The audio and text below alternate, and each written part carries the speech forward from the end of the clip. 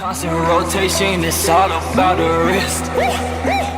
Today's episode of After the Previews is brought to you by Audible.com. Audible.com. Audible.com. Over 180,000 titles to choose from on your iPhone, Android, Kindle, MP3 player. Kyle, when was the last time you read a book? Dude, I think I read like 3 pages out of a book in March this year. Now tell me this. When was the last time you listened to something? I listen to something every day. Exactly, Kyle. I'm on a podcast network. That is why Audible is your number one source. Go over to audibletrial.com/constant rotation. That will get you 1 free audiobook download and a free 30-day free trial to try it all out. No questions asked. Cancel at any time. What do you think about that, Kyle? That sounds awesome. And because I'm pretty sure you get to keep the book too, right? Yes. Oh! Yes. The book is yours. No questions asked. Audible is the place. Audible is the plug. Hey, Kyle.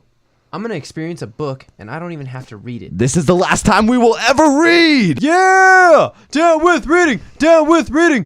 Hey guys, interrupting your podcast here to bring you a fucking ad in your face, in your ears from the wonderful place of blueberry.com, BLUBRRY.com. That is where you'll get all your podcast hosting, podcast statistics, or if you just need a PowerPress plugin, or you could just go through full PowerPress sites, get it all in one location, one solution, seamless integration with WordPress. Exceeding your monthly storage is not a problem with blueberry.com. You will just get your overage included in the one price that you pay every single month. Replace your archive for free. Print your export. Print everything. Just get it everywhere. Pass it out to your homies. Pass it out to your grandma. Pass it out to your mom. Pass it out to your dog. Just get everything out there. But Blueberry will let you do that just for one price. Go over there. Hit order now on the homepage. Go over to the promo code. Type in variable. VARIABLE. That is variable. Our promo code. It'll get you 1 free month of premium subscriptions from Blueberry.com. Shout out to them. Thank you for sponsoring this podcast. If I had to do a poll of like what's the worst day of the week, Josh, what would you say? Monday. But like can I get a little bit of a fuck Monday? Can we all do it together? 1, 2, 3. Fuck Monday. Well, I think Monday would lose in the poll, but personally, I like it. Josh, what I'm here to tell you is that Mondays are music oriented. Mondays. That's why I like them. Ah, dude, there we go. Where do you go? You go to soundcloud.com/constant and get into that. Where else would you go? I don't know, but that is the place where you should be. 8 a.m. every Monday. New in rotation compilation, about 30 tracks. We fuck with hip hop, fuck with acoustic, fuck with all that shit. All the genres blended together every single week. Josh, one more time. Just what's the worst day of the week? Not Monday. Because Constant Rotation is bringing you all those compilations every Monday. damn, Josh, I like that. Boom.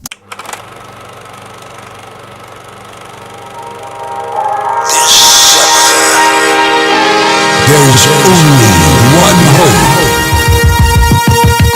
It's some sort of constant rotation. In theaters. After the previews. Viewer discretion is advised. What's up, everybody? Welcome back to After the Previews. I'm your host, Kyle, again with my co-host, Garrett. Hey guys, how's it going? We fixed our mics finally to where if you are watching the video version, you will be able to see us as we talk. Hey, what's up, everybody? Hi, I'm waving to you for the first time ever. Maybe. I don't know. I might have waved before thinking that you were going to see me. Anyway, this is After the Previews, where we talk about all things movie-related. News, trailers, box office scores, box office predictions, what we think about stupid ideas in Hollywood, cool actors and shit who are doing good stuff for other people, shining some light on this dark world. We call them the brightest lights in Hollywood. They are bright. We'll talk about that a little bit more later. confirm. If we want to jump in right now, we're going to go to the box office reviews as we do. About that. If you could give me some time. How have you been, Kyle? I feel like I've been good, dude. I I mean, mean, we like- never talk personally. I know, I was thinking about that. We should break down what we've been doing throughout the week. Have you seen any movies? No. But I caught the end of the Wolverine on FX the other night. Oh, right on. And That's I saw good. the end of Return of the King, maybe. Return of the King? There's some Lord orcs. of the Rings. No, it wasn't Return of the King because there's orcs. So it's probably the first one. Huh? They're rushing the wall. Oh, yeah. That's the first one. Where they're rushing? No, they're rushing the wall. That's Return of the King. Is it? Yeah, that's the last one. There where we go. Welcome to where After the Merry and Pippin Previews. run at him like, ah! No. No? What wall were they rushing? I don't know. The elves show up and then they're like, Oh I'm here to help. no, that's two. Yeah, that's okay. Two towers. There you go. Two towers. Because I didn't see Frodo in the scene that I was watching, so I was caught off guard. Gotcha. Because if it was the ending of Return of the King, Frodo would have been more prominent. I went full trilogy time and watched the original Star Wars trilogy in like a day. Well, not a day, more like a night, and I got no sleep before work the other day. But I was like, fuck it, man, Return of the Jedi. All right, Kyle, are you ready to? Are you ready to bear some bad news in comparison to what we thought would be number one in the box office? Well, the thing is, it doesn't matter because for all the listeners know, we predicted it right last week. Oh yeah. So technically we recorded the podcast last week, but my dumbass actually corrupted the file. So that is welcome to After the Previews where we fuck up. Welcome audio to files. After the Previews technical difficulties. Technical 100%. difficulties. And before we get into these box office breakdowns, they're actually brought to you by Audible.com. I like Audible.com, dude. Yeah, man. I don't like reading as much as I used to, but I do like having stories told to me. I And love Audible stories. is literally exactly that. And that's all I've ever wanted in life is someone to read me stories so I can go to bed peacefully. If you are like Kyle and need to go to bed peacefully without sucking on your thumb or crying yourself to sleep, Audible is offering everybody listening one free audiobook download and a 30-day free trial on your iPhone, Android, Kindle, smartphone, MP3 player. And then in parenthesis, it also says supports up to 500 devices. So I assume that smart fridges and smart toasters, cooking up some toast, frying up some eggs, you want a book read to you. I've never wanted anything There's more than my fridge 180,000 to read me a titles. book. 180. I've always wanted someone to read me a book, but at the top of my list secretly, I've always wanted it to be my smart fridge one day. And this is not brought to you by LG, but LG's smart fridges probably support This is the Audible. future, man. Mhm. Like, this is the future. Your fridge can read you a book in the morning when you're trying. Download the newspaper to that shit, and you'll get the daily news read to you from, As you're dispensing ice. as you're getting your ice and water, and that shit's making so much noise you can't even hear it. You're gonna be getting the news read to you, and then as soon as you're done making all that noise, you're gonna realize that some shit's going on in the world that you're not too sure about because you just missed the first half of that headline. So yeah, go over to audibletrial.com/constant-rotation. Get yourself a free audiobook download and a 30-day free trial. Kyle. I'm down. Are you done? I've done it already. I got 3 free trials because I wanted 3 free books, and I got 3 free books. That's extreme, Kyle. It was extreme, dude. I lived on the edge for a minute. Living on the edge. That's all it took, too. It only took me a minute to get my Audible free trial signed up. So audibletrial.com/constant-rotation. 180,000 titles to choose from. 1 free audiobook download and a 30-day free trial. Thank you for supporting this network. Now, Kyle, October to the box office 21st reviews. through the 23rd, 2016 box office Report? results. Results? Report. Repertoire. Breakdown. Breakdown. Remix. So coming in at number 1, we have Boo! Exclamation point, and Medea's Halloween. I did not see that coming. No, I'm dude, not Madea going to lie to just- you. Tyler Perry, bro. Making money off of small I budgets. can't believe that beat Jack Reacher. What I hate about this is that FouseyTube is in the fucking movie, and I hate that guy. And I'm not seeing this movie because I don't think it will appeal to me. And it made $28.5 million this week. It came out in less theaters than anything else in the top 5 up until the top 8. Wow. It made it by 1,000 in some cases. It's in 1,000 less theaters than Jack Reacher, which brings us to our number 2, Jack really, Reacher: it's not really that it's that popular. It's that in the areas it was released, it was super popular. No, it's popular. No, it's popular. You know what I mean? No, I think literally making $12,000 per theater means that it wasn't in enough theaters. In comparison to Jack Reacher making $6,000 per theater. No, that's true. It doubled per theater. But it could be that people traveled to see the movie because it wasn't in their theater. Like Yes, I traveled. but to see isn't that Priceless. also saying that if it was in 3,000 theaters, it would still make more money because that's more theaters? Could be. I mean, You know what I mean? I mean, Because for every person that is down to travel, I'm not fucking traveling. You know what I mean? that's so true. I'm gonna be For like, every I'm gonna person wait. that's down to travel, there's probably 2 more who aren't. Yeah. So Or more. There's an argument to be made that maybe they undercut and underestimated what it was. Or what you're saying is that because it's on 2,000 theaters, it was able to thrive because there was a hype around it. Maybe. Maybe. But fuck Could that. be. I mean, Either way, you know the what you're fact getting that they're into. number 1 is just, it's bizarre Yep. to me. That's not a number 1 movie, you know? It's on a $20 million budget. Cool. Good for you guys. Jack Reacher, never going back. He's never going back, Kyle. Never going back to number one. Now, see, debuted at number 2. In my opinion, this was the more hyped movie of the weekend. Like, everyone's been talking about this one for a lot longer than Boo a Medea Halloween. Hey, man, you can't always predict the world, you know. I guess not, man. I guess my knowledge of what's gonna do good is off. I mean, yeah, we have this at number 1. I think each of us did. Yeah. So Jack Reacher, Never Going Back. I don't think I had Boo a $22.8 Medea Halloween anywhere near the top 5, to be honest. No, I would have put it. I don't even think we knew that it was really coming. So that was our fuck up. No, I knew it was coming. Oh, you did. Yeah, no, I can't really, speak for Kyle, but I didn't know it was coming. Oh, fuck, I'm Johnny. Sorry. 28.8 or $22.8 million this weekend. $60 million budget. They wish it was a $60 budget. Yeah. Yeah, man, it's gonna be. They'll make their money back. They'll make their money back. They're gonna get more. I think people were just busy this weekend. The movie's also not that good, from what I understand. So, Really? Yeah. Oh, well. There you go. Maybe they won't make you back then. Ouya. Ouya. Ouya. No. Ouya. Ouija: Origin of Evil made $14.065 million this weekend. Now, from what I understand, James Wan didn't come back to direct this sequel, did he? Ooh, Ouija was never directed by James Wan. Ouija wasn't? No. No, Oculus was. O's. No. Pretty sure it was. No. Yeah. All right. Well, while we talk about, what's your opinion of like these horror movies coming in and on a $9 million budget making $14 million? Hey, good for them. I mean, they just did in the States. They did what they were trying to do. They put out a movie. They got people to come see it. They hyped it up enough that they made their money back. So no, Mike Flanagan made Oculus, bro. What? Dude, James Wan produces all this shit. James Wan did make a Saw movie, but James Wan is Conjuring and like all that shit. Okay. I knew he did some horror shit. No, but he produces all these movies, dude. Lights Out is like literally his doing. He saw that feature. He saw that short on YouTube and was like, I need this in my production wheelhouse. The monies. The money. Yeah. So he made a Saw 3 and Saw 2. So I don't know why I did those out of order, but that's just the way my brain was working at the time. So then last week's number 1 coming in at number 4 is The Accountant, making 13.6, down 44%. Total gross in the United States is $47.5 million. $47.5 million. Give me your daughter. Give me your daughter. There's 7 of us, and I'm one of them. On a $44 million budget, dropping from number 1 to number 4, second week. What do you think about The Accountant? Still chugging in some cash though, and it's over its budget just in the States. It's well deserved. That movie was really good. Yeah, and the message it had was, like I said in my review, it was really good.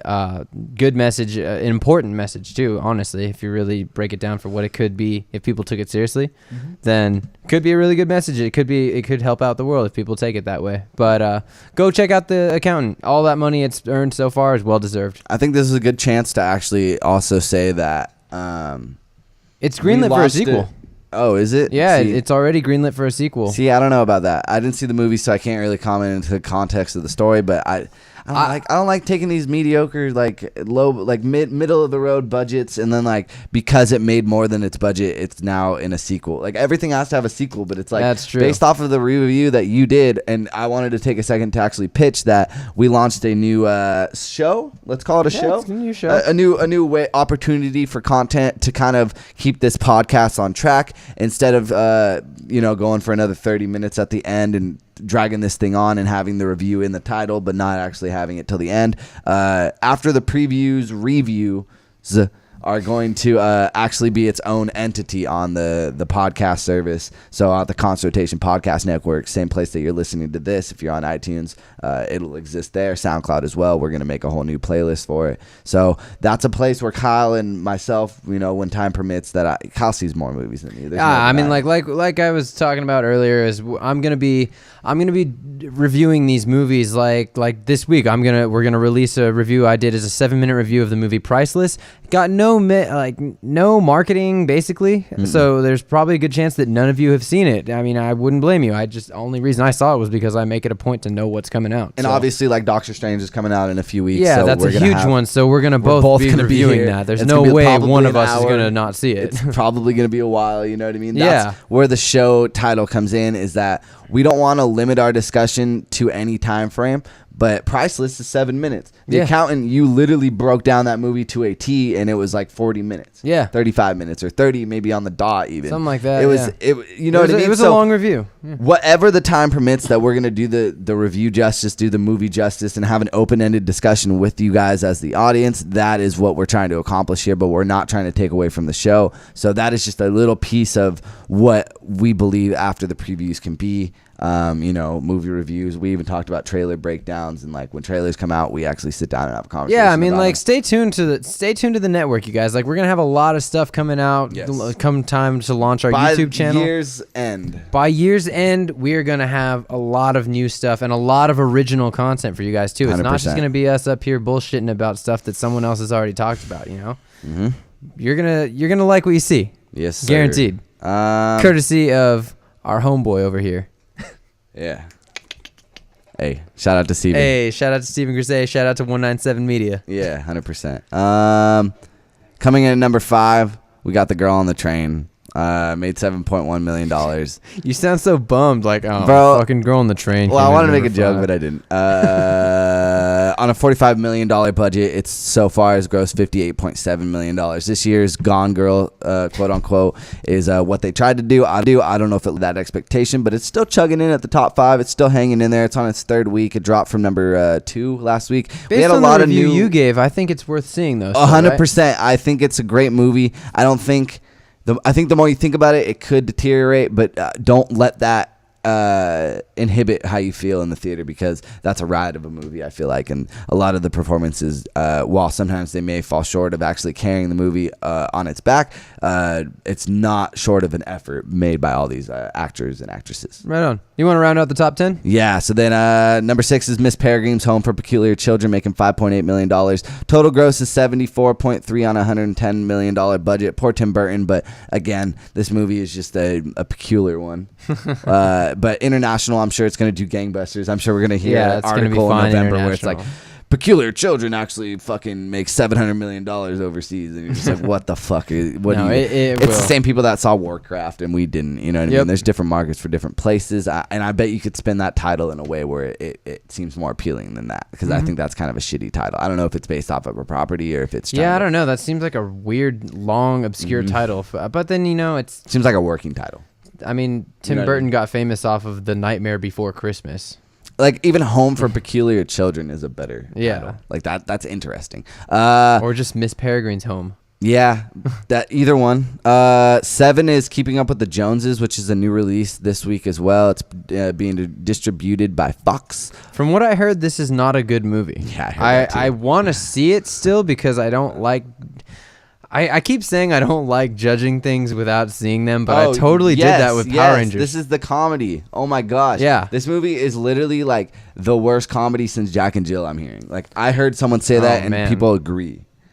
It's like that's a rough. That's it's like a if rough you're feeling real judgment. low on your day and you need something to maybe bring you up a little bit, this movie could do that, because it's like You're like, well, at least anything I don't will bring suck you that up at much. that point. You know what I mean? Like, anything will bring you up on a shitty day. But like this movie, if you're going into like watch one of the best comedies of the year, I'm sorry, that's why it's in at 7. All buzz was lost. The budget isn't released because, of course, they don't want to let you know. Making $5.4 million this week on its first week, coming in at 7. It's not looking too hopeful. Coming in at number 8 is Kevin Hart, What Now, on its second week. Kevin Hart's, stand-up movies, they're just redundant, Yeah, I mean, but they're serviceable. They do their thing, you know what I mean? But people will just wait for that shit to hit Netflix. Yeah, it came in at number 2 last week. Dropping to 8 is shitty, but I mean, 65% drop. Made $4.1 million. It's not one of those movies that you go re-watch a but week to put later. that in perspective, it's at $19 million on a $9 million Yeah, no, budget, so. absolutely. I'm not saying that it's not good. Like, No, I was more correcting myself. Yeah. Because I was acting like it was like, oh shit. That Oh, for sucks. sure. But it's like, no, in reality. Like, Yeah, no. They he's did, more they than did chill. fine. Like, and Kevin Hart is stoked on what happened with this movie. Like, he's stoked to come in at number 2. So that's all well and good. But it's not one of those movies that you're like, oh, dude, you gotta go see it. I mean, for sure, people will be like, you gotta go see it, but they're not like, you gotta go see it, and I'll go see it again with you. It's like, nah, dude, I just saw these jokes. I don't need to see these jokes again. Like, it's not a story being told. So, I mean, in that offside bullshit that they were doing, there could be a story going on there. But for the most part, this is a stand-up comedy special. that's being put into theaters. Yeah, I would agree with that. And So they did a good job for what's going on. I think they added some type of narrative strings, but it's just a stand-up movie. Yeah, exactly. Number 9? Let me just what? Huh? What did you say? Number 9? Oh, I was just about to say. I was like, let me get through these because I don't want to fucking Stay on them. I'm not trying to talk about Storks for 5 more minutes. Yeah, right. But yeah, speaking of Storks, number 9, Storks. Last week it was at 6. It's made another $4 million, down only 29%. That's the best looking number that I'm seeing. Besides Desierto at number 18, which only dropped 2% in comparison to last week. So that's pretty cool. I gotta see that one still. I really want to. Yeah, I know you do. You were mentioning that. Storks. Making a total of 64.6 on a $70 million budget, kind of just chugging away. I was wrong. I thought that this movie would do way better. Maybe overseas it's appealing. There's not very many animated movies. It's not going to be in the conversation like we were talking about these Oscars. We'll talk about that in the news. Number 10 is Deepwater Horizon. Good movie. Factually, maybe not the most potent, but hanging in there at number 10, making another basically $4 million, or $3.4 million. Sorry, $55 million total on $110 million budget. Honestly, it's kind of an obscure top 10 this week for me, in my opinion. It's varied or varied. It's definitely variety, but it's obscure. Yep, and that was your box office breakdown brought to you by Audible.com. Kyle. Let's get some headlines. Oh, Jesus, Kyle. For all you children listening, I don't know why you're so into movies. and like, I don't know why you sat through us talking about budgetary. Like, yeah, really. Like, you know what I mean? Like, it's just like anyone who sat through that whole conversation about us like breaking down everything in the top 10, like, you guys are stoked enough to keep listening, even though I just made that horrible joke. Yeah. So bear with us as we go through the news stories, and then we get into the shit that you really want to talk about. What's going on in the news? What is happening? What's coming out soon? What can I expect next year in movies? Just a few little tidbits that I missed from the box office breakdown. 2 other new releases was I'm Not Ashamed coming at number 14 or 15, and then Moonlight coming in at 19. That's it. I'm not adding anything else. Go. Just figured I'd do all the, Might as well give them their mention, So, first up, this is news from today. Disney is planning on making an Oliver Twist musical. These come out every couple decades or so. But big news here is Ice Cube is going to be cast as Fagin in the movie. Or Fagin? Fagin? I don't know. I can't see Ice Cube taking a role called Fagin. Yeah, me neither. Yeah. So I'm guessing it's the Fagin. fuck you call me? Please, sir, I want some more. Sit down, motherfucker. Yeah, dude, right? So yeah, Ice Cube has been cast as Fagin in the movie. I can't see him taking that role. Fagin? But do you think maybe this is going to tie into the Are We There Yet franchise? I don't know. I mean, it's for sure not going to be fucking with you, Kyle. They're not even owned by the same studios. Like, okay. What else do we got? I really thought that was an honest question. No, what? No. I don't even think it's going to be the classic Oliver Twist we think. I think it's going to be modern as fuck. I don't know enough about All I know is he's starring in it, he's producing it, and he's co-producing it, and he's co-writing the script. So and that's why he's leading. Yeah. There we go, Ice Cube. In case you missed it, just yesterday the trailer for Shia LaBeouf's next film, Man Down, was released, and it looks like it's going to be a fucking tearjerker. Does it not? I love Shia LaBeouf as an actor. I think he's honestly the guy who we're going to look back and just be like, this guy was way too fucking good, and we just laughed at him the whole time. People overlooked him, man. Shia LaBeouf is fucking... He's not going to stop, He's dude. a real actor. He's ahead of his time. Thank you, Steven. Steven coming through. But Steven reacted. I don't watch trailers usually. I didn't watch this one. I did watch one that we'll talk about in a little bit, but what did you guys think? I thought it's good. I mean, it looks like it's going to be a super realistic approach of what veterans go through, like when they come home from, arguably one of the shittiest scenarios in the world.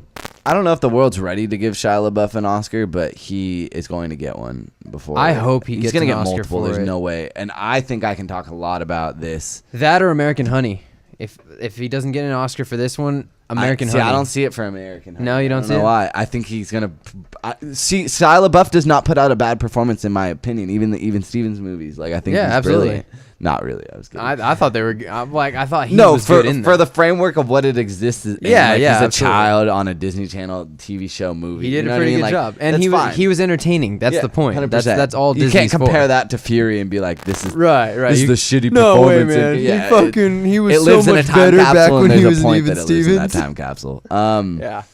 I just don't. I see this being a more likely candidate just based off of what it is. You know, Absolutely. The idea of a war movie, or not even the war movie, but like the PTSD side of war. Yeah, and what you're saying. exactly. It's something real that people go through. Whereas American Honey, it is real, but like not as many people go through it or are. Do you know who's exposed directing to this it. movie? I don't know who's directing Man Down off the top of my head. I'm gonna look it up. Did you Kate see Mara the- starring beside him though, Vietnam drama movie. Yeah, Kate Mara. I mean, they had my money with Shia LaBeouf, and So they it's a went and threw period Kate piece. Mara in there. Cool. Come on. What? Or is he? It's a period piece. Is it? I thought it said Vietnam. I did not see that. Jai Courtney. Post-apocalyptic America, former U.S. Marine Gabriel Drummer searches for something in the more extended. Oh, with help from his best friend, a Marine embarks on a desperate search to find his wife and son in post-apocalyptic America. This, I feel like I'm mixing up the trailer now Yeah, right. because I'm thinking of fucking Billy Lynn's Long Halftime Walk. What a jackass. I'm so confused of what's going on. Oh my God. So okay. yeah, we've been talking about the wrong movie. We've been talking about the wrong movie and thinking that Shia LaBeouf was at the forefront of it. So that was our bad here. So what is this? Let's watch this trailer. No, let's just go see Man Down. It sounds like there's a little bit more going on. He's not in Vietnam, I guess. No, I don't think so. This looks like post-apocalyptic America. Bro, it literally says Man Down. Veteran drama, not Vietnam. Oh my God. Veteran. I can't Veteran. read. All right, well, welcome to After the Previews where we fuck up a lot of shit. But yeah, Man Down, new trailer came out yesterday. Oh my God. This is something I could talk about. Night at the Museum and Real Sean Steel. Levy. Yeah. Sean Levy, the director of the Night at the Museum and Real Steel movies, has taken over for directing duties on the Uncharted movie based on the PlayStation video games. So, I know you love some PlayStation. What do you want to say, man? What do you want to say about Uncharted movie? I don't know if Sean Levy's the right guy. I think Sean Levy. He's like fucking. I can't wait to say that Sean Levy is just not. Yeah, bringing PlayStation into the conversation when it's not End Games Wednesday. You know, it's the fact that I don't have End Games shooting tonight. It's actually tomorrow night for all you End Games listeners. We are shooting on Thursday this week, so expect the show a little bit late. But, you know, to still bring PlayStation back into the conversation here, I'm not as drunk as usually on End Games, but it's okay. Well, I'm still here to talk about some Uncharted movies. This movie's in long gestated hell. Yeah. It's not going to come out. I think this is actually the one that's going to work. I do. But I hope so. Because here's Seth the thing. Gordon more than this guy. Yeah, but here's the thing. Seth Gordon quit the project in June of 2015. It's already October of 2016, more than a year later. Yeah. And they finally got a director to replace him. So, But they just took the fucking movie off the slate. Like, it's like, dude, if you guys were going to just hire a director, if you were actively searching for a director, then why don't you just delay the movie? Why are you taking it off the slate and acting like this movie's like not where it should be? Because it's not where it should be. No, not at all. Sorry. Honestly, I think they announced that Sean Levy was directing too early. I think they should have brought him in, had him like actually work on it, start production, then announce that they've got him on there. Like they should have just taken this and announced everything late as fuck. And then been like, all right, now We shoot next week. because exactly, because nobody Here's the believes director, cast, this writer, movie is going to everything. happen right now.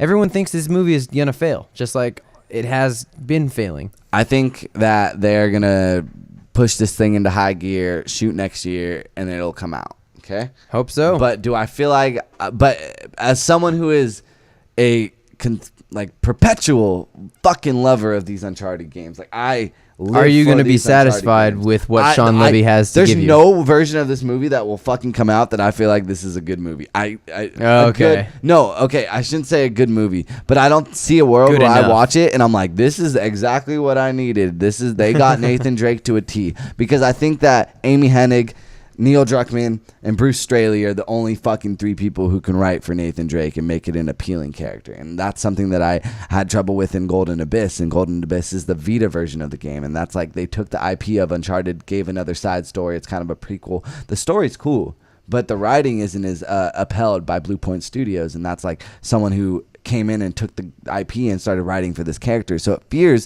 when I hear that this game is like, which is literally the most movie cinematic video game. Yeah. It is literally saying that a movie is a video game. Play it.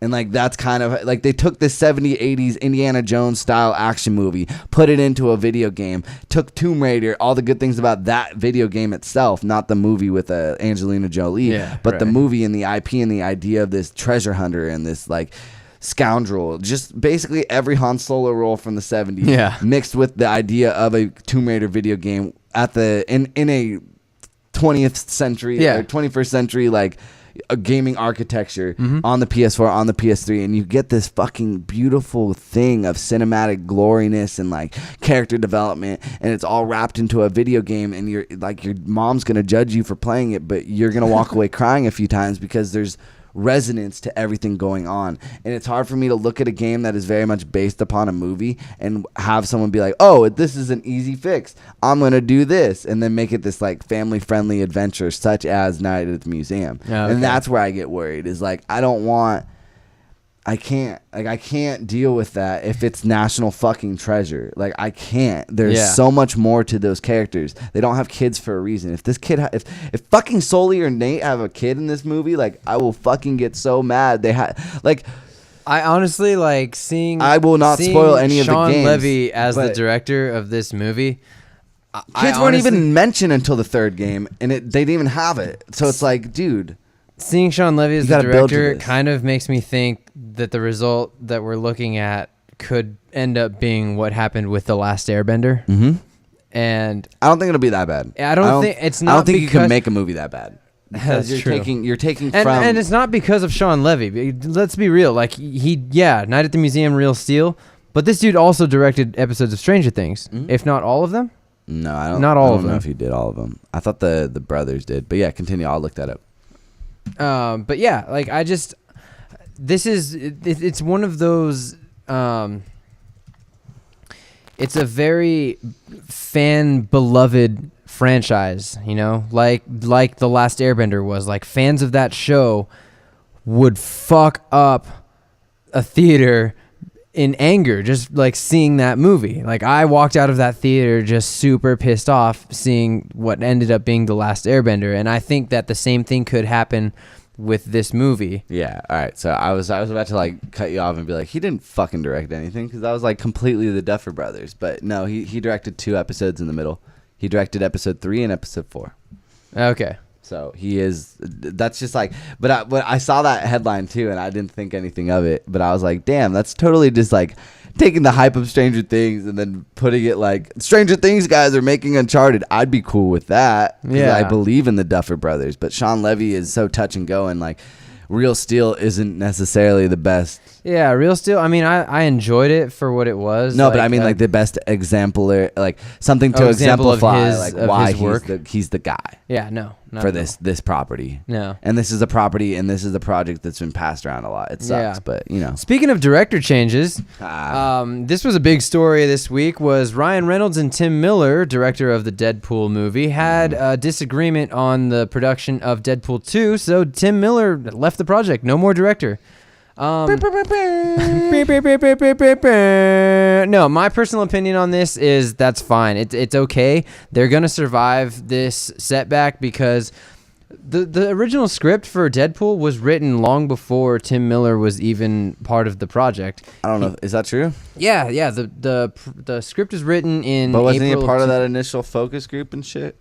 I don't know if he was a part of the original focus group. I just know he had not signed the contract to direct the film until after the script had been finalized. Okay. And his additions to the script were very minor. So this movie, and look at what it was. It was a $58 million movie that was heavily focused not on the action and not even on the filmmaking side of that movie. It was on the comedy. It was on the writing. It was on the characters and why you loved these characters. Why were these characters so important to you, and why were they so important to each other? And that fell on Rhett Reese and Paul Wernick writing, and Ryan Reynolds, because this is his passion project. Ryan Reynolds believed in Deadpool as a solo movie more than anybody else in Hollywood for the longest time, And there's no doubt in my mind that this movie will be completely fine without Tim Miller as long as Ryan Reynolds, Rhett Reese, and Paul Wernick are still involved. And those three, from what the various reports are reporting, those three see eye to eye on the production of the movie. And from what I read was Tim Miller changed what he said before, how they were going to stay on the low budget and they're not going to up the budget hardcore for the sequel. From what I understand is that he changed his mind and Ryan Reynolds was like, no, dude, like we're keeping it small like we said we would. So we're not gonna overdo it, and we're not gonna make it like action based like all the other superhero movies. We're gonna make it comedy based because that's what this is.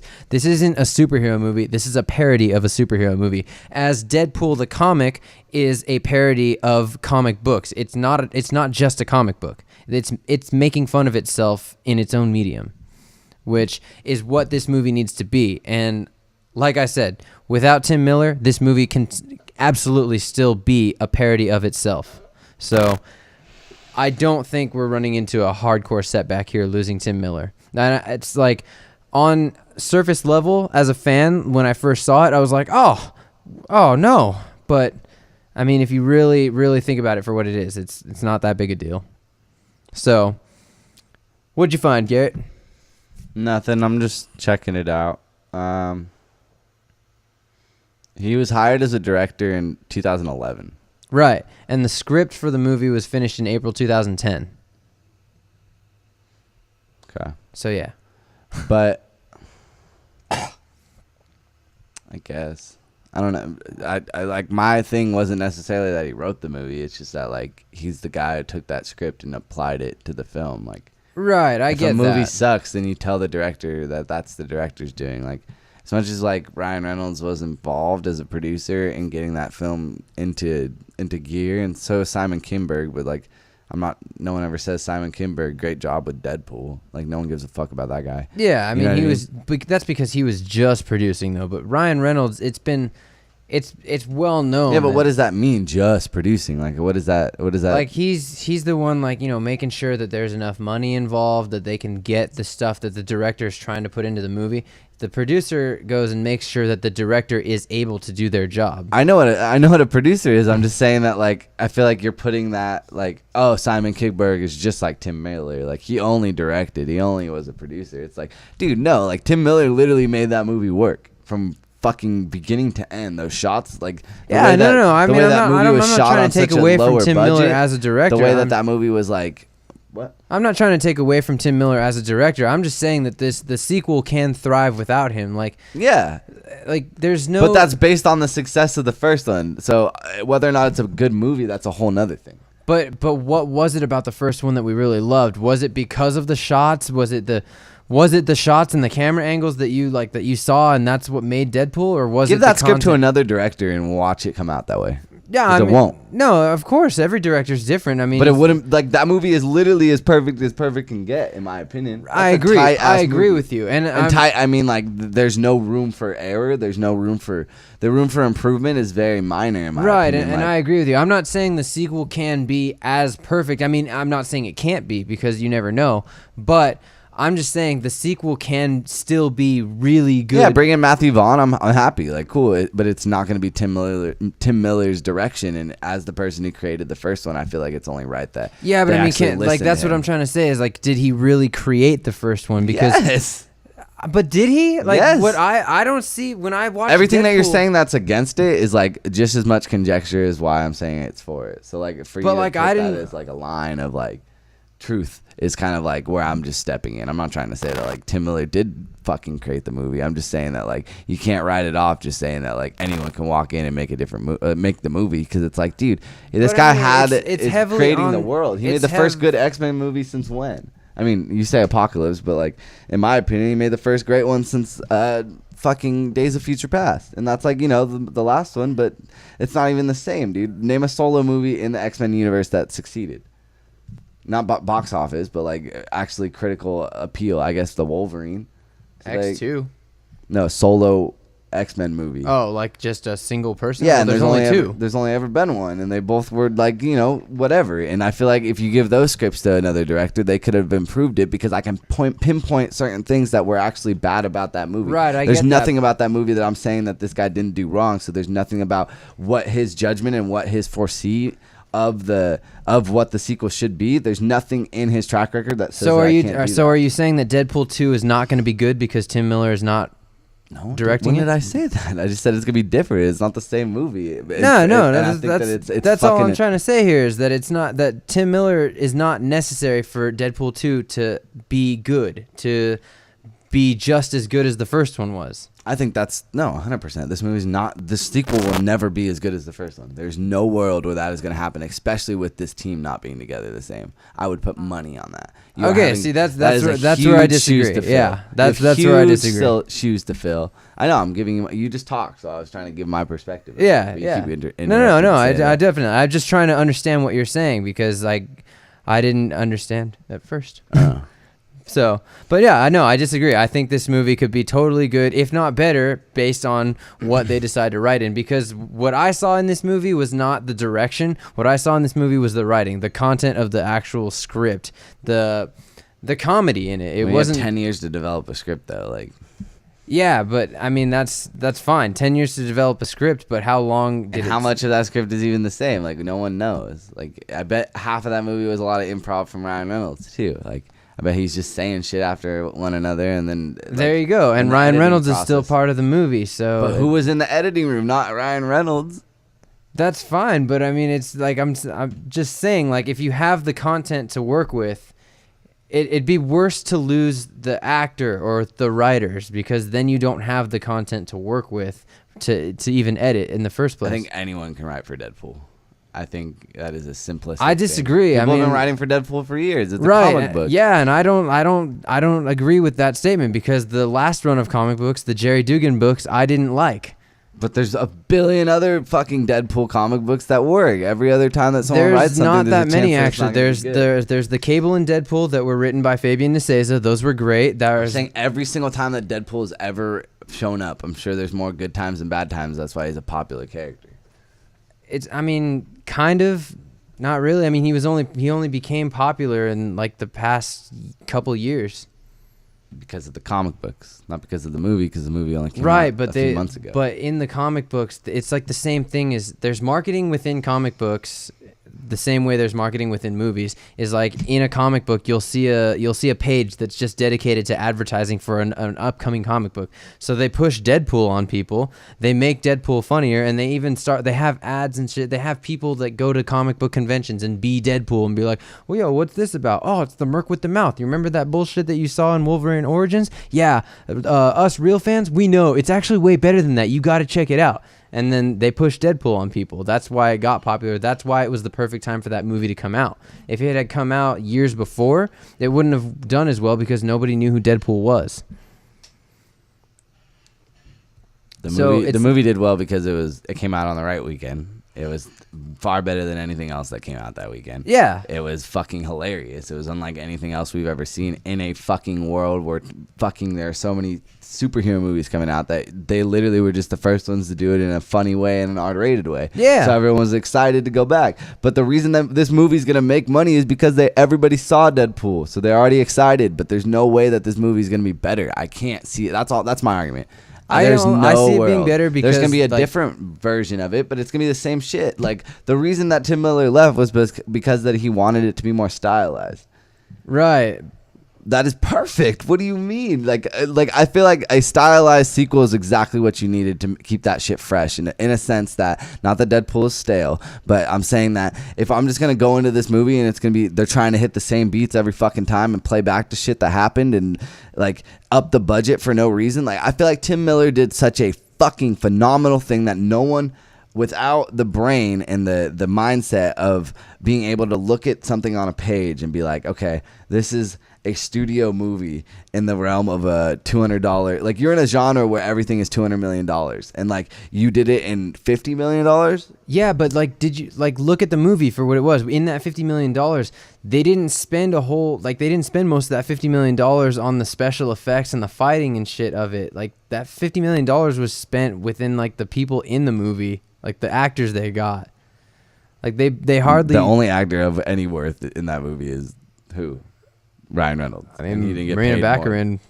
It's not that expensive. I mean, not that expensive, but I mean that's what I'm saying. Like that's because I think a lot of that movie went towards just the production of the movie, just the fact that that's what movies cost. Yeah, exactly. It wasn't the special effects, so it's not the special effects that made that movie great. But you also know that that's because they got cut, dude. The budget got cut multiple times by the studio. That's a proven thing. And it what I'm takes a saying is- director like Tim Miller to look at an action scene on a page and be like, this shit is cut out right now. How can I fucking still retain the tone without making it seem like there's a hole out of the script that's not there? You don't think that takes a screenwriter?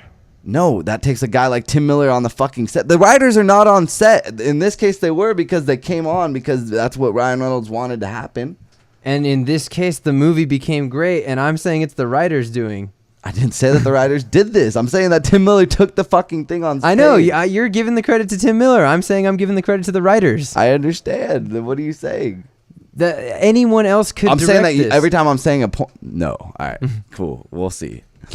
That's what the I'm saying, director it's very not- much matters. Bring I in fucking agree Lexi Alexander, I agree and I that doubt the that she director would matters. do the same Like movie. you can't get some random ass director, but if you get someone who's in this genre who knows what they're doing, they can direct a movie that's just as good as what we just saw, or if not the same. You just movie. gave so many things that, of course, if they know what they're doing in this genre, of course they'll make the movie. But I'm saying that it's not going to be the Deadpool sequel that we deserve and which should happen. That's all I'm saying.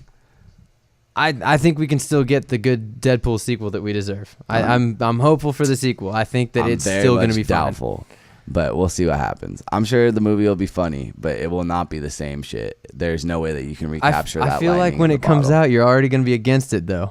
What do you mean? Are you gonna look at the movie? Yeah, Kyle, so that's how I am. No, That's how I am, Kyle. Of course, that's great. I mean, I don't get offended. I mean, I'm not trying to offend you with that. I'm just asking. Is that What type of fucking question is that, though? Yeah, Kyle, I'm gonna walk in very skewed and hate the movie.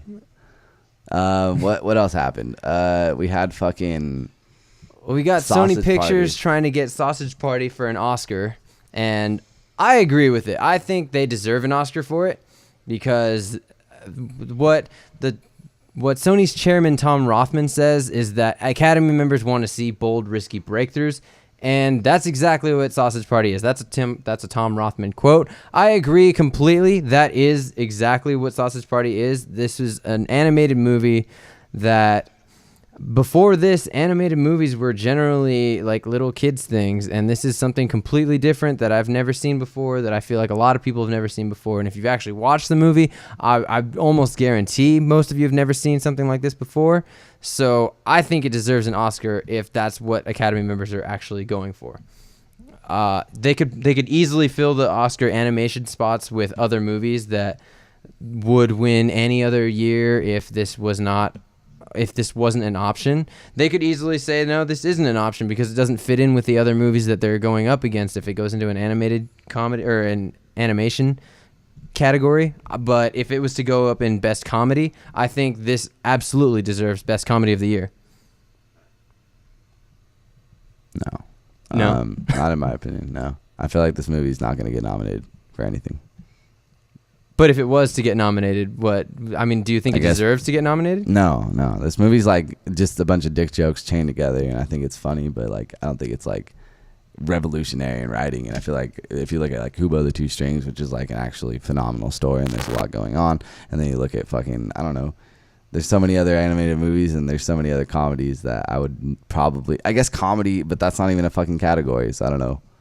Like Oscars are just best picture, and then there's true. They don't best go by best animated comedy, movie. do they? I guess if you want to give it a Golden Globe, probably, but Golden Globes don't fucking mean shit. So Yeah, Golden Globes only mean it's a popularity contest. Yeah, they only mean The things guy to who people who donated are the like most to looking the forward network. to getting the same award in the Academy Awards. Yeah. But So. I don't know. I think it deserves best animation. I don't know about now I think gonna about it. win. Not I mean, best animation. Are we talking about nominated or winning? Because it's not going to win No, in any we're chance of hell. No, I'm talking about winning. I think if there, I didn't think No about that. I chance in forgot. hell. I forgot. There's There's no comedy section at the Oscars. Yeah, no. There's too many awards. True. There's too many different awards. I forgot the what's it called? The categories. Anyway. Okay, well, best animation, now I have to take it back. I don't think it deserves best animation because you're right. Kubo and the Two Strings is a far better story. I mean, I like the story. No, I don't like the story of Sausage Party. I like what they were trying to say. I just like Sausage Party as a thing. It just exists and it's funny. Well, I and like it works. the message they were trying to say, too. Like, I mean, it's like a, go think about things, but... Yeah, but they could have done that in a way more clever way than just dick, fuck, dick, Yeah, fuck, no. fuck, dick, fuck. That's like every page on Sausage Party, and it works. But like, there are a few times where you're like, okay, I get it. You're saying fucking a lot. Like, cool, Seth. And I'm meaning Seth Rogen, but it's a cool movie. Cool, Seth. Yeah, fucking Seth. Always cussing. Fucking Seth. Do you want to just run through this Friday the 13th? But then we got to get into the... No, that's just a list of why Friday the 13th sucks in general. All of them. Suicide Squad star Margot Robbie. She is in final negotiations to join the already awesome cast of Peter Rabbit. I honestly, I don't know how they make a movie of Peter Rabbit. I remember that story from when I was a kid being like 5 pages long. Yeah. But if they're gonna make a movie out of it with this cast, I'm fucking down. They got James Corden, they got Rose Byrne, they've got Daisy Ridley, they've got Elizabeth Debicki, they've got one more dude. What's his name? Can't fucking think of it. I can't not care. Dude, I don't care about come on. this. I didn't piss you off too much, did I? With my sarcastic question? No, I just don't care about this thing. Like, why would I care about that? I don't know. I mean, it's movie news. That's what the show's about. I know, and I'm giving my opinion on the movie news, and I'm saying I don't care about it. I don't know. All right. This one is it's just a filler story. Okay. Something about Anne Hathaway not being stoked on her Oscar. This one's more for comic book fans, which... Fuck it, let's talk about it. Batfleck. He fought the new Punisher in The Accountant, and he was just talking about how that actually went down. He said it really hurt. There's a video interview that you can check out. Links on our Facebook page. But, I mean, that's kind of cool. Batman versus Punisher. Who do you think would win in real life? Batman. Batman for sure. Punisher might get a shot off. He might shoot him, but I think Batman's got armor to protect him from shit like that, as we've seen. So, Ben Affleck. Oh, he just lost cred. He doesn't like Ben Affleck as Batman. I don't think he's the best. I don't think he's the best, but it's pretty fucking good. I've Looks a seen- lot like the cartoons. Yeah. The way he moves and shit. Let's just talk about fucking the trailer for, I guess, what's it called? What do you have a trivia or anything this week? I don't have any trivia this week. No, there was nothing. Do we have any Interesting. segments? Huh? What other segments? We've got do we have? Brightest Lights in Hollywood, where we talk about people who take their stature in, celebrity, and they shine some good light on the world. That's So do I pretty need to- dark. I'm just saying, do I need to pull up a document? No, you're good. No Okay. documents here. All right, so you want to talk about that Logan trailer? Oh, I mean, I feel like I should finish what I was just about to start, being that I brought it in. What is it? Brightest Lights in Hollywood. Oh, I thought we were doing the news first. Oh, Anyways, yeah. go ahead. No, that's it. Logan trailer's the last thing, right? Go for it. All right. Anyway, Brightest Lights in Hollywood, where people take their stature and they, use it to do some good in the world. Anyway, Mark Ruffalo just joined the fight, no DAPL, where Shailene Woodley was just recently arrested. He's also gone up to show his support, which everyone should at least take some time to learn about. Go check it out. Support if you can. But thank you, Mark Ruffalo, for helping a cause much worthy of being fought. Anyway, Logan trailer. What do you want to say? It just looks like The Last of Us. Looks like the game. That's true. Is that good or bad? I think that's interesting that they would take pretty much the exact same tone from that game and just actually apply it to Wolverine, and it's kind of cool to see that. I think that's cool. I like the idea of. I think it's the best trailer of the year, though. Yeah, for sure. I mean, add that Hurt by Johnny Cash. Well, by 9 Inch Nails, but Johnny Cash's version of Hurt. Yeah, you can cut a trailer to anything at this point. Yeah, that's true. But I mean, I They rely liked it. too much on the song, 100%. Yeah, but I liked it. I think if they're gonna rely on a song, that was a good one to rely on for that trailer. Being that it's all about like, you know, mutants are gone. It's a very depressing time that they're in. That's one of the most depressing songs in popular, you know, mainstream. But I think it was a good trailer. I mean, it looks like it's gonna be a really good movie. That's tight. That's sick. That is tight. We got Steven coming. We got a sick ass promo ready for you guys. Sneak peek. Hey, that's so sick. Oh, that's sick. Hell yeah. But anyway, yeah, I like the trailer. I thought it was pretty badass. It looks like this is gonna be an awesome send off for Hugh Jackman as his last portrayal of Wolverine. Yeah, I like the little details, like his arm shaking because like how many times he's coming through. He just broke his fucking artery or whatever. Like, you know what I mean? Just slicing through. His arm's not gonna retain it. So he has like Parkinson's now or some shit. I like how they kind of focused a lot or not a lot in the trailer, but they focused on the fact that he is taking care of Professor Xavier and Professor X, who we've always known as the most powerful mutant, you know, and he's just so weakened that a broken Logan has to take care of him. Yeah. That's a really interesting aspect to this story that I think could be really cool. I don't know. I never read Old Man Logan. I read The Death of Logan. It doesn't matter. It's like an Elseworld story. You know what I mean? It's what? It's like an Elseworld story, so they're not really going to be it's not. drawing No, from it's for sure not going to be no canon. Hawkeye. There's no incestual Hulks. There's none of that shit. So. Incestual Hulks? Yeah, that's it's like basically Hulk's like a hillbilly and like all his like cousins fucked each other. And, like, In Old Man Logan? Yeah. Like, oh, like, yeah. He's like killing a bunch of Hulks and shit. Like, fuck no, like I never read that. They're like hillbilly Hulks. Yeah, it's fucking hilarious. No, okay. This movie looks like it's gonna go a little bit more along the terms of Death of Logan then, because Death of Logan was a little bit more grounded in like normalcy, I guess. Yeah, I could see. that. Aspects of it were. There's no way it's gonna take all over after Death of Logan because Professor Xavier wasn't even part of that story. Yeah, but that little girl.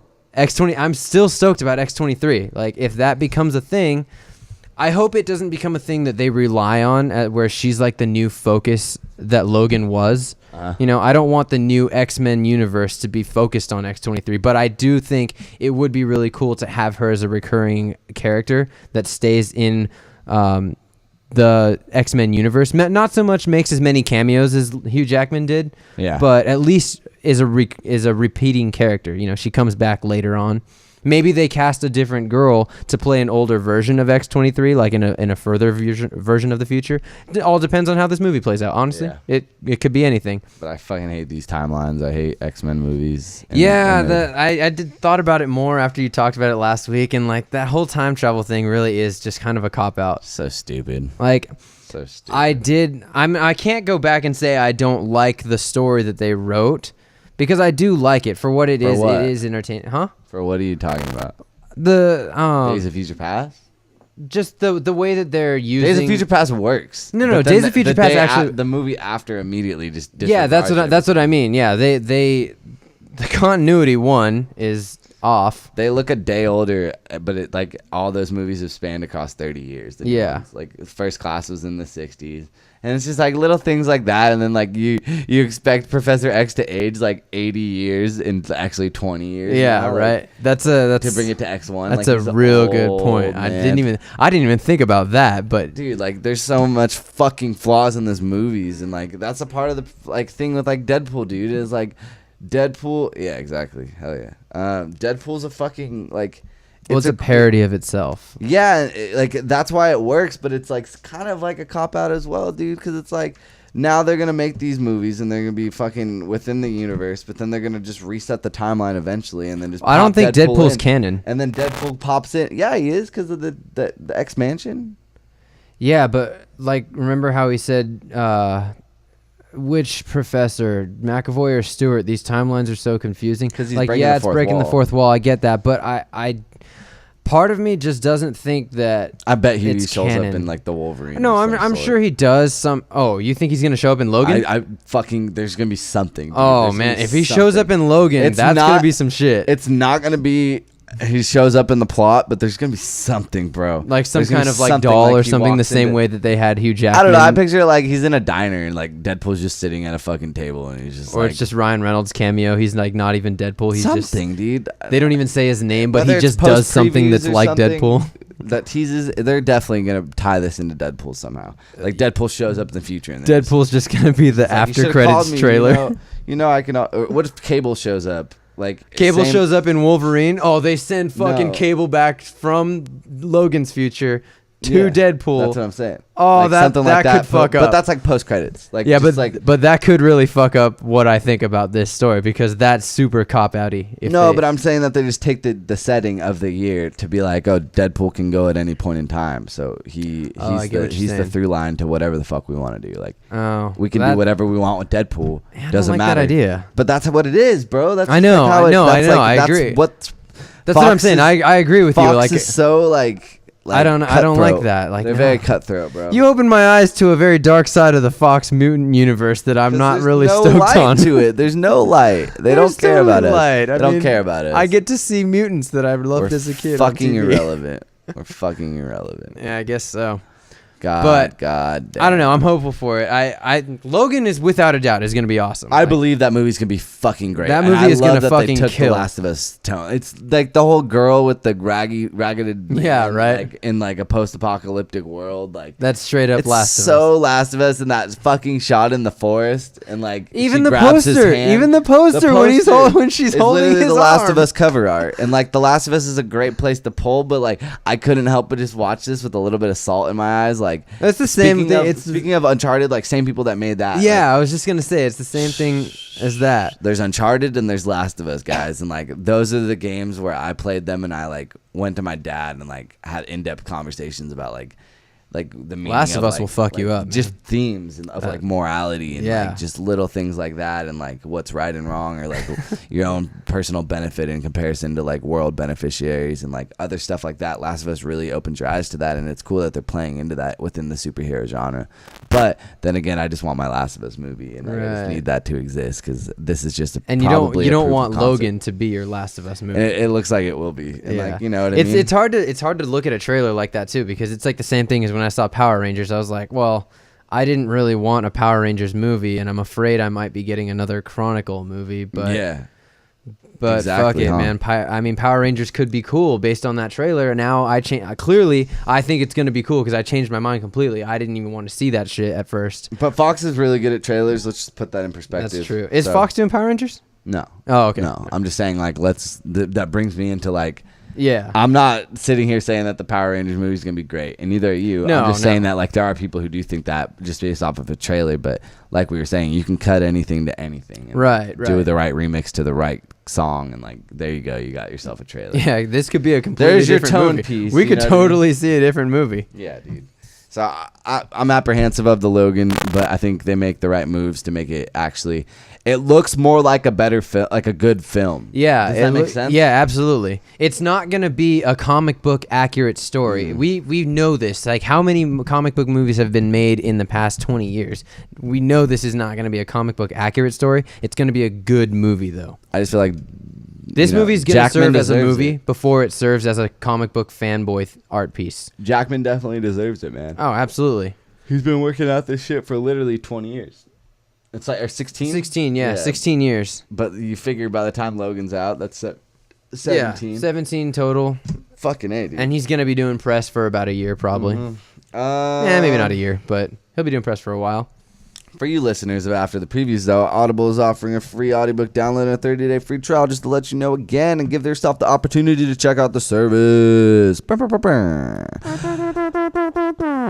They got options such as, Girl on the Train, which is a movie. So maybe if you want to listen to the audio version of that book, which the movie is based upon. They've also got options like The Maze Runner, which is a movie. Yeah, The Hobbit, which is a movie. Divergent, which is a movie. Harry Potter, which is a movie. Star Wars Lost Stars, which is what I'm currently listening to, which is based off of a property of a movie. 50 Shades of Grey, which is a movie. Yeah, 50 Shades Darker, which is a movie. Yeah. 50 Shades of Chokers, which is a movie, which I don't What? think that's a movie. No. You like Dante's Inferno? Isn't that the third one? Yeah, Dante's Inferno. That was a Inferno's book. movie or a book. Yeah. Yeah, that's also a movie now.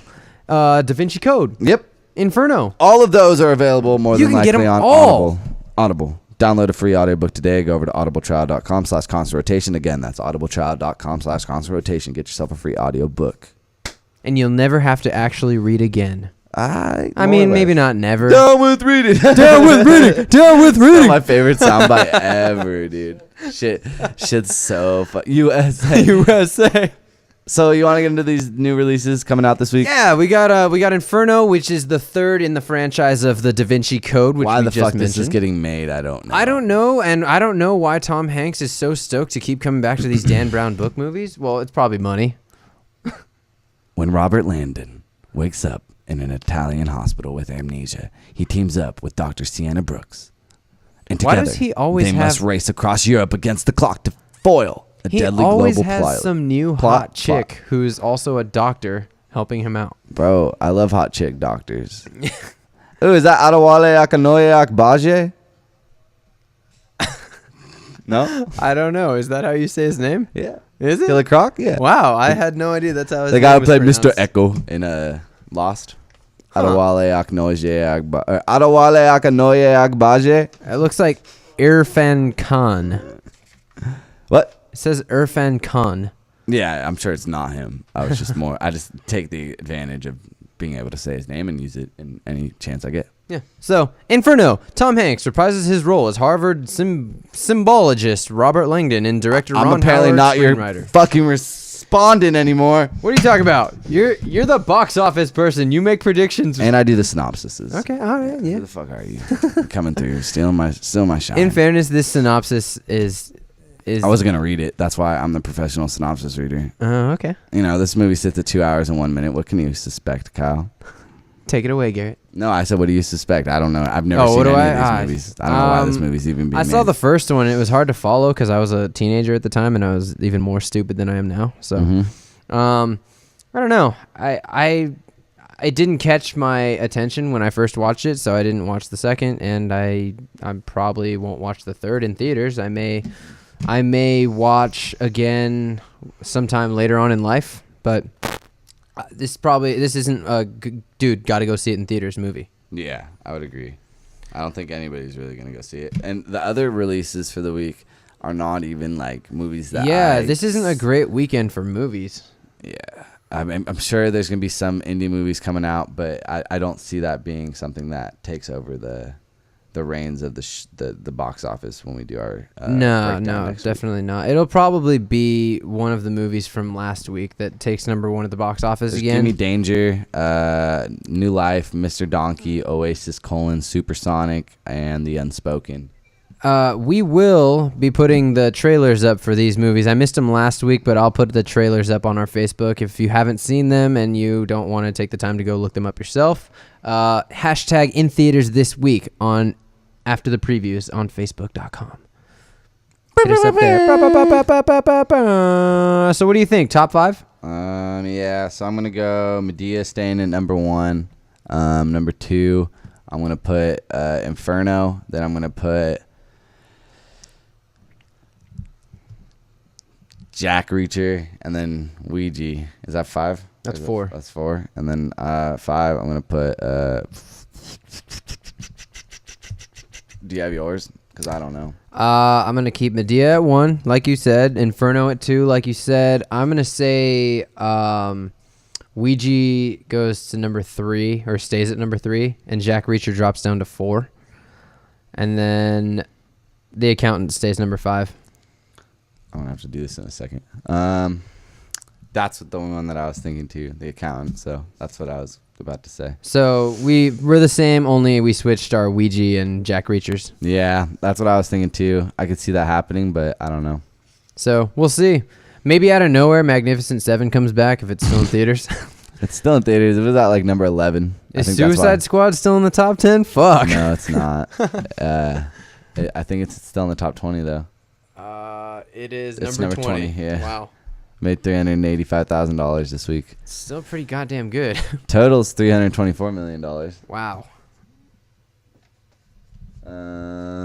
So do you want to exit out? My name's Garrett at Yogurt on Twitter, YOGRRTT. I think this has been an awesome episode, dude. We talked about a lot of shit. I feel like we got really into this Tim Miller shit. We got really into the and Deadpool then- thing. and But then that's good though. We broke it. that's, Yeah. Oh, bro.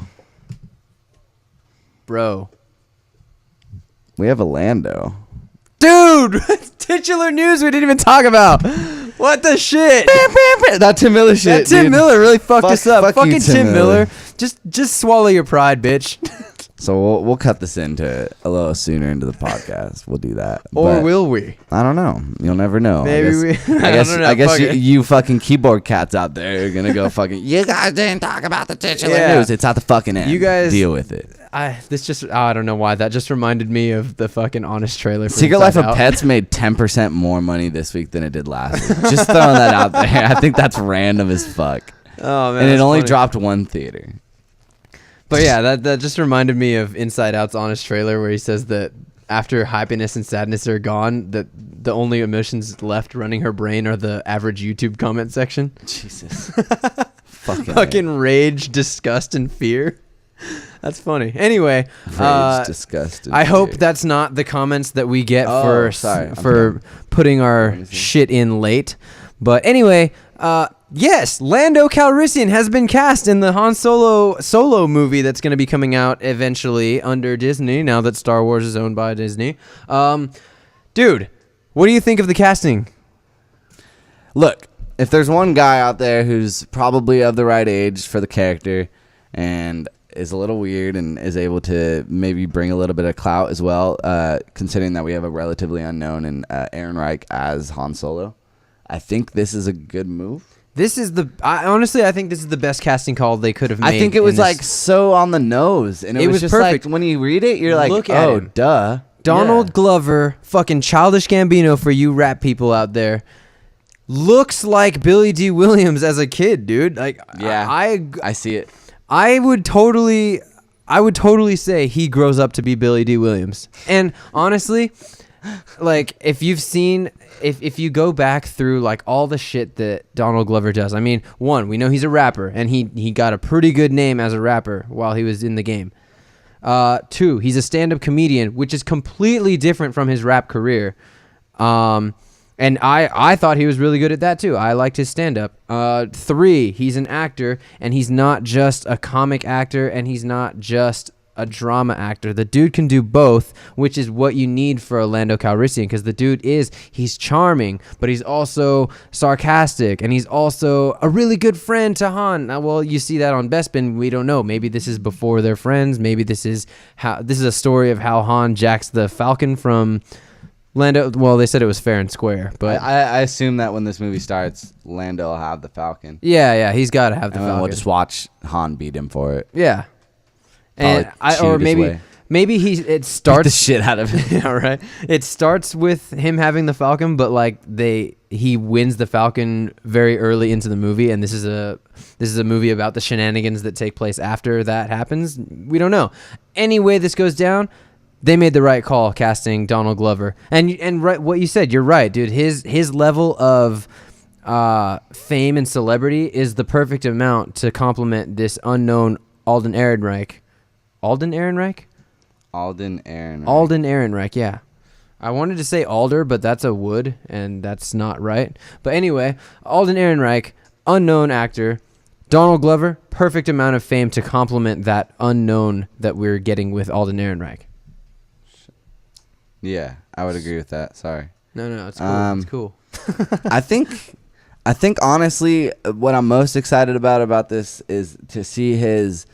I was watching him in Atlanta, not the city, but the show, yeah. And I feel like there's a lot in there that you can kind of pick out, and like he's such a revolutionary guy. Just like he's very artistic, he's very committed to all the shit that he does. That's I the don't know thing if you I see, really like his- about him. Even is his music videos, like those are all his concepts, and like they're very conceptualized. They always have like weird twists and like just little things that he does. Man, it's like such a cool idea. He's unique. He's to put him in genuinely a Star Wars unique. movie, though, is such a cool idea. Yeah, absolutely. I think he has a lot to offer to this galaxy far, far away. So 100%. I think that's cool, and I think that it's hilarious that we almost didn't talk about that. Yeah, dude, it's pretty bad, but sorry to you guys. I'm glad we realized before Kyle left my house. I mean, it could have been a lot worse. Yeah, right? We what? Tusk is a... It could have been Tusk. I like Tusk. You didn't like Tusk? Steven didn't like Steven? Tusk. You didn't like Tusk? I like Tusk. That's the only movie recently that I had to walk out of from anxiety. The minute that Fucking- the minute as soon as it on the zooms in wall, on his face. I fucking walked out. I left my girlfriend up there. She was pissed. And then I went to the hospital afterwards because I thought I was dying. Yeah. No, well, that was like one of my. It was like my first like real panic. If I ever meet Kevin Smith, that's like the first thing I'm gonna tell. That's the story you have to tell. 100%. You know he'll get a kick out of that story. You too. almost killed me, bro. No, it wasn't that it was bad. It was just that scene was fucked up. I remember when I rented that from the video rental store, and the lady there, she was like, I didn't even watch this movie. I just heard that soundbite of that guy when he gets turned into a walrus, and it really messed me up. I was like, oh man, I can't wait to watch this shit. But anyways, that's been After the Previews this week with our special guest in the off in the shadows in the peanut gallery, hidden from view, hidden from basically. I don't know if you could even hear him when he was talking. Hopefully, because you might have heard that. With our special guest Steven, 197 Media. Shout out to him. Coming in clutch with the podcast network promo for us. He's that like really will be up working on soon. the video side of stuff, trying to revolutionize our quality, making sure that we're not too bad. Yeah, Making sure we're not Dat Boy. Dat Boy. Hit him up on Instagram. Follow his YouTube, 197 Media. Steven Grisey as a person. Yeah, that's That is a we fact. can confirm I kind of this. lost my train of thought. Yeah, I was like, where are you going with this, Kyle? But my name's Garrett at Yogurt on Twitter, YOGRRTT. You can find me on concertation.com doing a bunch of other shit. We got a lot of stuff coming through. Year 2 is about to be crazy. New in rotation conversation this week on Thursday. There's one that just dropped on Tuesday. It's a Benji interview, one of my favorite interviews. Probably the best interview, honestly. Favorites are, biased because I do them all, but definitely my best interview. Definitely like a very cool conversation. And new in rotation compilation on Monday on soundcloud.com/concertation. Yep. And youtube.com/concertation. Coming soon.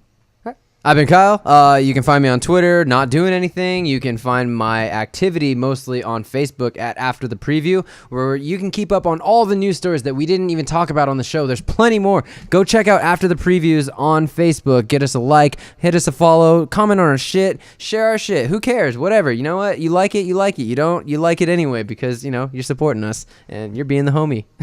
Anyway, find us there on After the Preview, though. For real, you'll find all our trailers for hashtag in theaters this week. You'll find all the stuff we don't talk about on the show. If you want us to talk about something on the show, hit us up there. Send us a message. We will talk about what you want us to talk about. So thanks for listening. I've been Kyle.